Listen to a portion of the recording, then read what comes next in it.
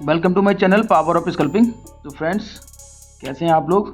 और कल मंडे है, मार्केट कैसा ओपन रहेगा, क्या टारगेट रहेंगे, कहाँ पे हम ट्रेड लेंगे, उसके बारे में थोड़ा सा डिस्कस कर लेते हैं आपके साथ में। और प्रिडिक्शन अगर सही हो तो थोड़ा सा उत्साहवर्धन करें कमेंट्स में जाके, और जुड़े रहें ऐसे ही इस चैनल पे पावर ऑफ स्कल्पिंग। लाइक करें, शेयर करें और सब्सक्राइब करें और अपने फ्रेंड्स को भी बताएं। तो ये तो रहा ये सब चीज़ें। और हम देखो कल के दिन में ये बैंक निफ्टी का 5 मिनट का चार्ट है, और अगर इसको 15 मिनट का करते हैं तो चीज़ें और ज़्यादा अच्छे से हो जाएंगी। ये 15 मिनट का कर लेते हैं हम चार्ट, क्योंकि हमेशा जो एनालिसिस होता है उसको बड़े टाइम फ्रेम में करेंगे तो ज़्यादा अच्छा रहेगा, और बड़े टाइम फ्रेम से छोटे टाइम फ्रेम की तरफ आते जाएंगे, आपको चीज़ें एकदम से और अच्छी चीज़ें आपको मिलती चली जाएंगी। बड़े टाइम फ्रेम पे करने के बाद जब आप छोटे टाइम फ्रेम पे आते हैं तो चीज़ें एक अलग ही लेवल से दिखती हैं, और हमें बड़े टाइम फ्रेम पे एनालिसिस करना चाहिए और छोटे टाइम फ्रेम पे हमें एंट्री और एग्जिट ढूंढना चाहिए। ये बहुत ही क्या कहना चाहिए, परफेक्ट तरीका है, और सभी लोग इसी तरह से करते हैं। और आप अगर मार्केट में बिगनर हैं तो डेफिनेटली आपको इसी तरह से करना चाहिए। बड़े टाइम फ्रेम पे हमें देखना चाहिए मार्केट क्या कह रहा है, और छोटे टाइम फ्रेम पे हमें अपनी एंट्री और एग्जिट को देखना है। सिंपल सा ऐसे ही करना है, बहुत विशेष इसमें कोई रॉकेट साइंस नहीं है, लेकिन लोग पता नहीं क्यों इतना इसको डिफ़िकल्ट कर देते हैं, चीज़ें अलग बात है। तो देखिए, अगर हम ये वनडे टाइम फ्रेम पे हम अगर देखें तो आप यहाँ पे देख पा रहे होंगे एक ये जोन है, ये यहाँ से मार्केट को एक पूरी तरह से ये आप देख पा रहे होंगे, यहाँ पे मार्केट ने एक स्विंग लगाया था, उसके बाद नीचे आया, फिर मार्केट यहाँ गया, और फिर मार्केट ने यहाँ स्विंग लगाया, फिर उसके बाद पूरी तरह से यहाँ गैप बनाया था, उस गैप को यहाँ पे एक आइलैंड टाइप बनाया था, और मार्केट फिर वहीं पे इस तरह से है।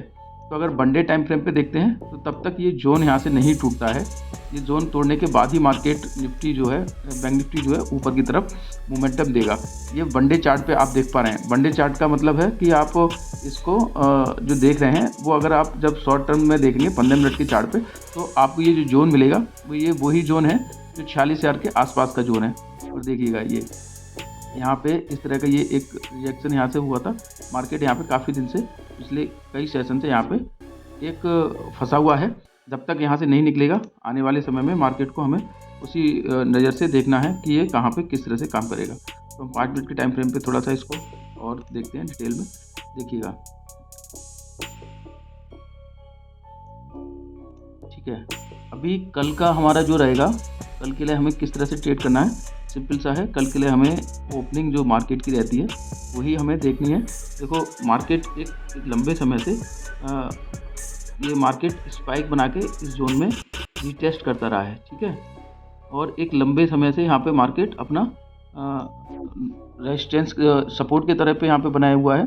तो कल के दिन में अगर ये यहाँ से कहीं गैप डाउन खुलता है और गैप डाउन 200 पॉइंट से ऊपर रहता है, तो हमें फिर ये बहुत नीचे तक के स्विंग के हमें टारगेट देखने को मिल सकते हैं, यानी कि यहाँ तक के कहीं टारगेट यहाँ पे देखने को मिलेंगे। मार्केट बहुत नीचे जाएगा, सिंपल सी बात है ये।